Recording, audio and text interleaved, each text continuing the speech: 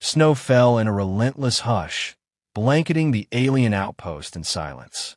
The only sound came from a flickering distress beacon buried beneath the ice, pulsing faint red against the endless white.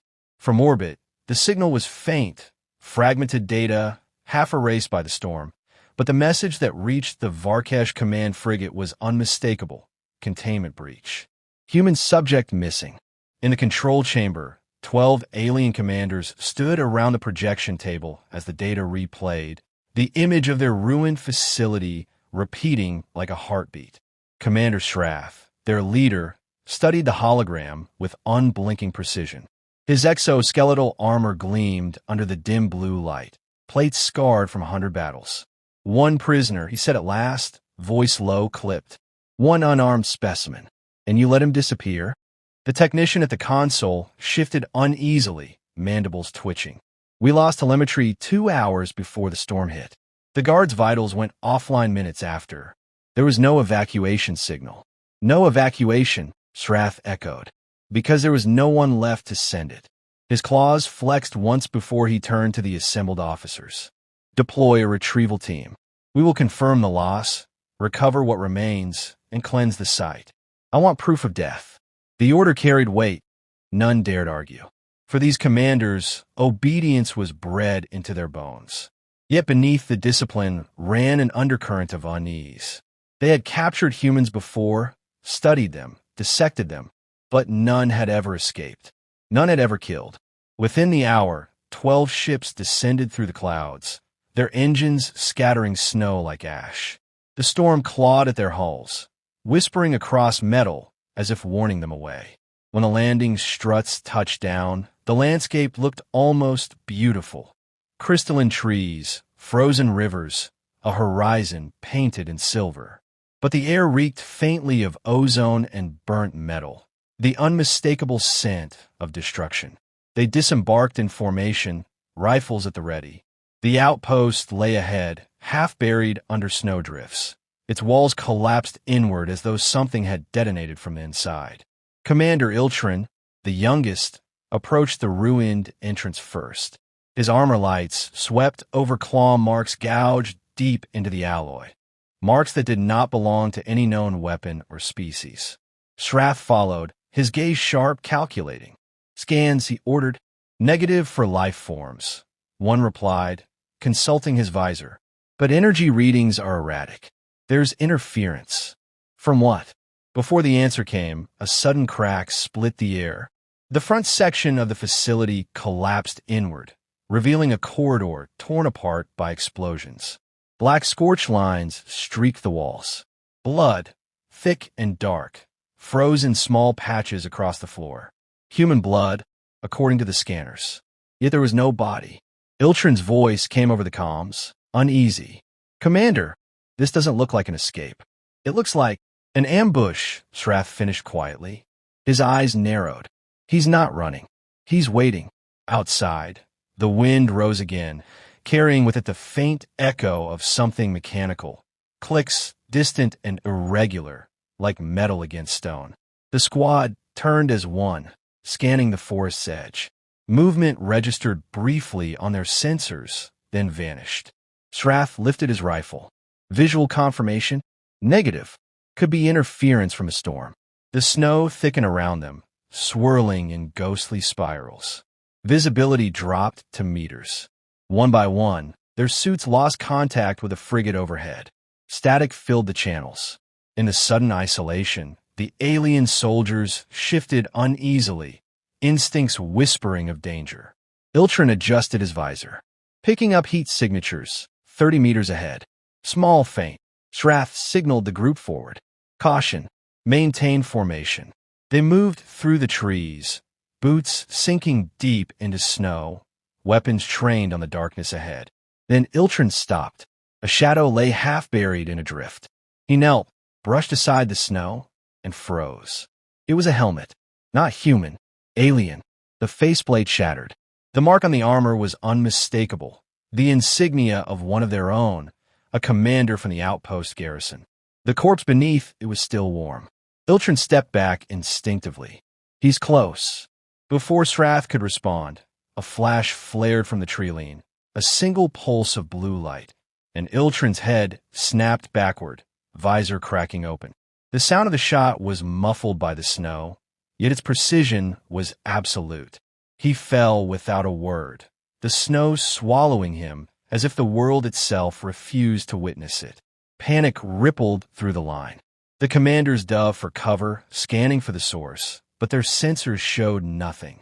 No heat, no motion, just the cold. Report. Strath barked. Unknown position. It's using our own weapon's signature. Strath's claws clenched. The realization struck like a blade. He scavenged from the dead. A second shot rang out. Another commander dropped. The forest erupted into chaos. Drones launched. Plasma bolts hissed through the fog, but nothing hit their unseen enemy. The snow distorted sound, bent distance, turned every echo into misdirection. The humans' weapon fire was impossibly controlled, deliberate, never wasted. One commander shouted, "We should retreat to the ship." "Silence," Strath snapped. "He's drawing us out. Spread and flank left. Force him to reveal himself." They moved, step by step, circling the clearing. Strath advanced through the mist, weapon raised, every sense tuned to the faintest sound. His breath fogged his visor. Each heartbeat felt too loud. Then he saw it, a flicker of movement behind a fallen tree. He fired instinctively, plasma scorching the trunk apart. The impact revealed only a broken drone, its circuits smoking.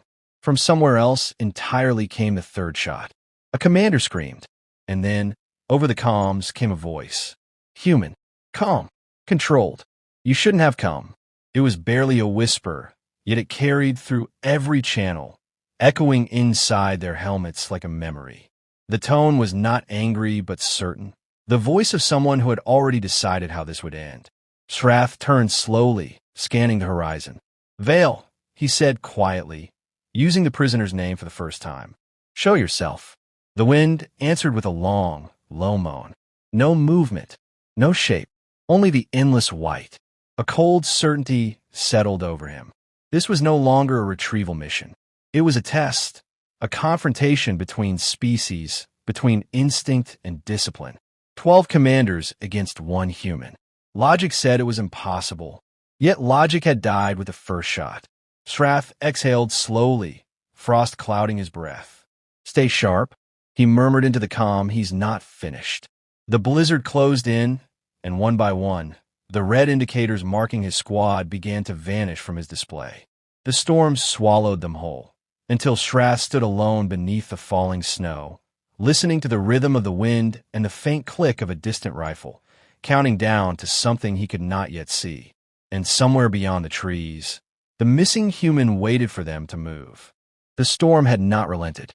Hours had passed since the first deaths, yet the forest remained a maze of frozen silence and unseen eyes. Commander Strath moved through the snow with the remaining 9 officers, their armor dimmed to reduce thermal visibility. The loss of communication with the Varkesh meant they were now isolated, unable to call for extraction. Strath knew that somewhere among the twisted trees, the human was watching, calculating. Every movement felt exposed, every breath a signal waiting to be detected. They came upon the carcass of a drone impaled against a tree. Its optics had been shattered, wiring torn out and rearranged into a crude pattern. 3 lines crossed by 1, the symbol of a tally. A message. The human was counting. "He's keeping score," muttered Commander Krell, scanning the area. "He's mocking us." "Not mocking," Strath replied. "Communicating. He wants us to understand he controls the field." The words hung in the frozen air. They all felt the weight of it, the inversion of power.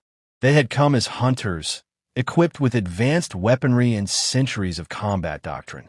Yet the human, alone and cut off, had turned their tools into his own. The team advanced in silence. The trees grew denser, the fog thicker. Visibility shrank to mere meters. A faint electronic hum buzzed in their helmets. At first, they thought it was interference. Then the hum resolved into a voice, fractured and distorted. "You're predictable," the voice said. "You follow formation, you trust your tech. But tech dies in the cold. The sound came from everywhere, through comms, through the air itself. The commanders froze, scanning frequencies, trying to isolate the source. It was no use. The human had hacked their communication grid again. Then came the laughter, low and brief, echoing between the trunks. Krell fired wildly into the snow, his plasma rounds sizzling into vapor. "Hold your fire," Shrath barked. "He's baiting you." But Krell ignored him, moving toward the sound. A moment later, a crack split the air. Krell fell face first into the snow, a perfect shot through the visor. The laughter returned, distant and fading. 8 remained. Shrath closed his eyes briefly, forcing control over his rising panic. The human was studying them, dissecting their behavior like prey under observation. Each reaction, each shot, each word, it all fed his understanding of how they fought. They pushed forward again, this time in silence. Every commander watched the others' backs, their breathing steady but shallow. Above them, flakes fell like ash. The wind carried faint echoes, clicks, whispers, movement that could have been wind or intent. The line between reality and paranoia blurred. Commander Vel and Nithar scouted ahead. Moments later, the others heard a faint crunch, followed by a sharp detonation. The shockwave threw snow into the air. When it cleared, only Nithar was standing, armor scorched and leg torn open. Vel was gone, reduced to a smoking crater. "He's setting traps," Nithar gasped. "Using our own explosives? How is that possible?" Shrath knelt beside him. "Because we left them behind. Because we underestimated what he could do with scraps." The admission was bitter but true. The human was turning their discipline into a liability. The more they followed protocol, the easier they became to predict. They burned through the next hour in near silence, dismantling traps and sweeping every shadow. The alien soldiers' movements grew erratic, their unity fracturing. One commander suggested retreating to the drop site. Another insisted on splitting into pairs. Arguments broke out, hushed but venomous. Shrath let them speak. Fear was doing his work for him. Soon he would not need to silence them. The forest would. Night began to fall, though the sky never truly darkened. The storm thinned, revealing a faint lunar glow. The snow reflected the light, turning the world into a pale, deceptive calm. For a fleeting moment, they almost believed the danger had passed. Then the ground beneath one commander gave way. He plunged into a concealed pit lined with sharpened fragments of alien alloy. His screams cut through the quiet before dying into gurgles. The others pulled back in horror. 7 remained. Shrath realized they were being herded. Each step, each death, pushed them closer toward the valley below, an open basin surrounded by cliffs. A perfect kill zone. He raised a claw to signal retreat, but the moment he did, a flare burst above them, bathing the snow in blinding white. Shots followed, precise and rhythmic. 2 more fell, armor cracking under the kinetic force. The survivors dove for cover behind fallen logs. Energy pulses ripped through the air, scorching bark and sending splinters flying. Through the chaos, Shrath glimpsed movement, a shadow, human-shaped, darting between trees with impossible speed. The human wasn't just surviving. He was orchestrating every death with intent. "He's toying with us," whispered one of the last commanders, trembling. "He could kill us all now." "No," Shrath said. "He wants us to see." The commander frowned. "See what?" "What fear looks like from his side." The next few minutes unfolded like a cruel lesson. The alien sensors malfunctioned in synchronized failure. HUD displays filled with static. Voices overlapped on the comms, each one distorted, whispering in human tones. Their technology had turned against them entirely. Desperation replaced strategy. The aliens fired blind into the snow, wasting ammunition. The human responded with silence. Then, one by one, precise shots broke that silence. Measured, patient, final. By the time Shrath realized what was happening, only 4 of them remained, huddled behind a ridge. Their breathing echoed inside their helmets, shallow and erratic. The forest glowed faintly from scattered fires where plasma bolts had struck. Shrath looked at his trembling claws, slick with frost and blood. His soldiers, his elite, were dying to one creature they had deemed inferior. He felt something unfamiliar then, something that did not belong in his training. Respect. Not admiration, not awe.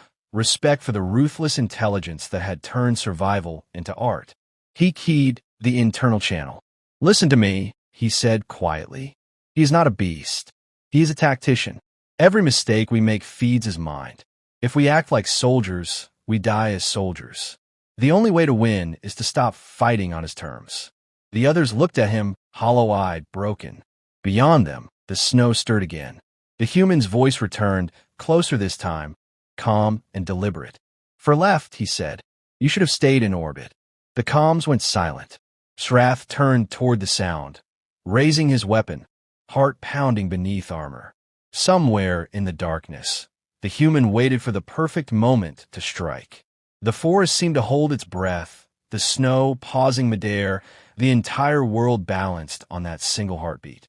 Then came the faint click of a rifle bolt sliding into place, a quiet, final punctuation that promised the hunt was not yet over.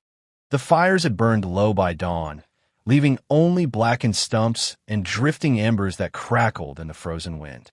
Commander Srath stood over the remains of what had once been his squad. Their armor was scorched, their visors shattered, their insignias half buried beneath ash and snow. The silence pressed against him, heavy and absolute. Only 3 of them remained now: Srath, Nithar, and Rel. Their sensors were dead, their communication grid corrupted beyond repair. The human had stripped them of technology, of coordination, of pride. What remained was instinct, and even that was eroding under the weight of fear. Nithar limped beside him, armor sparking where the plasma wound had eaten through the plates. "We can't stay here," he rasped. "He'll come back." "He never left," Srath answered.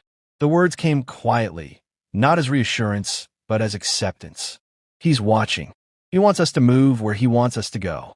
Rel looked around at the lifeless forest. "Then where? There's no shelter, no extraction point. We're ghosts now." Srath's gaze lifted to the ridge ahead, a narrow path leading toward the shattered remains of a landing beacon. It flickered weakly through the mist. "We move there," he said. "If he's guiding us, then we end the path where he expects it to end. Maybe that's the only way to face him." They advanced slowly, weapons ready, nerves stretched thin. The snow whispered around them, muting every step. The world had shrunk to the rhythm of their breathing and the pulse of dying electronics. Every few meters, Srath caught fleeting impressions, movement that vanished when he turned, faint glints of light reflecting off distant glass. The human was always just beyond reach, like a shadow folded into the landscape. Halfway to the ridge, Nithar stumbled and fell to one knee. Before either of the others could reach him, a shot cracked from the trees. The plasma round tore through his chest plate, spinning him backward into the snow. His breathing slowed, steam curling from his open mouth as he struggled to speak. "He's right there." His arm lifted weakly, pointing toward the ridge, then dropped. Rel aimed at the treeline and fired in short bursts, but the shots found only empty air. The silence that followed was unbearable. Srath placed a hand on Nithar's chest, feeling the faint rhythm fade beneath his claw. For the first time in his career, he felt helpless, stripped of command and purpose. Now only 2 of them remained. They continued toward the ridge without speaking.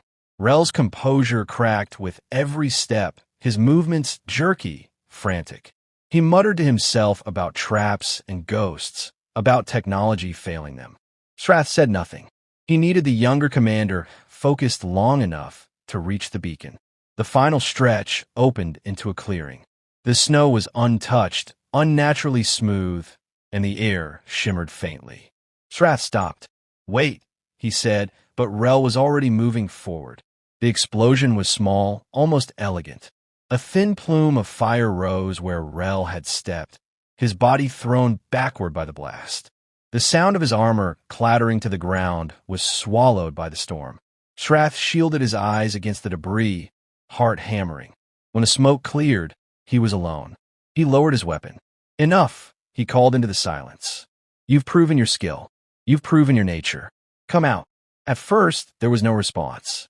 Then, from between the trees, a figure emerged, slow, deliberate, human. Frost clung to his clothing, his breath steady despite the cold. The ghillie suit hung in tatters, the fabric stained with soot and alien blood. His rifle rested across his shoulder like an afterthought. Shrath studied him with something approaching reverence. "You are Vale," he said. "The prisoner." The human gave a faint nod. "Was." Shrath exhaled, the sound hissing through his respirator. "You could have escaped. You didn't have to kill them all." Vale's eyes, pale and unblinking, met his. "They would have followed. I needed them to stop." Shrath's mandibles twitched in disbelief. "You slaughtered 12 of the most skilled commanders in the fleet. For what? Survival." Vale's expression didn't change. "Survival's just the surface. You took me to study how humans fight. You wanted to know what makes us dangerous. This is the answer." The wind swept between them, carrying the faint sound of cracking ice. Shrath lowered his weapon. There was no point in firing. He had already lost the war before it began. "I underestimated you," he said. "All of us did.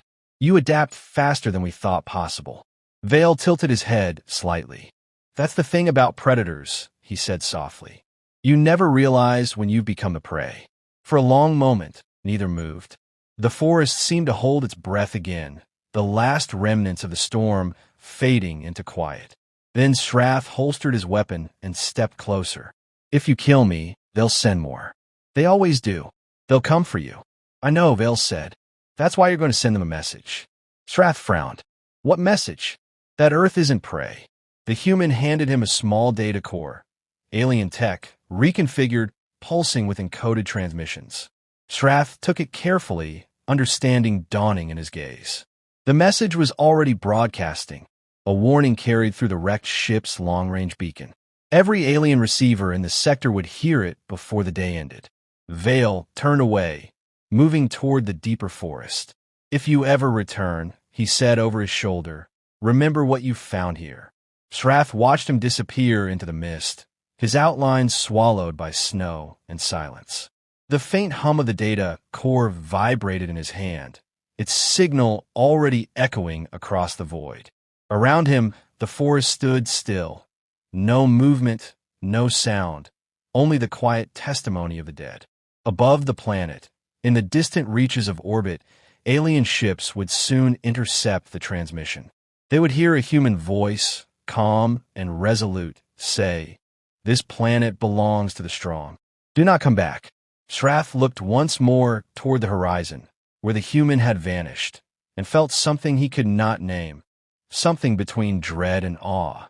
The storm began to fall again, gentle flakes covering the battlefield, erasing footprints, softening the scars of war. The last commander stood alone until the wind swallowed him too, and the forest returned to silence, as if nothing had ever happened. But somewhere beyond the trees, a scope's reflection flickered once, then vanished into the endless white. The hunt, he knew, was far from over.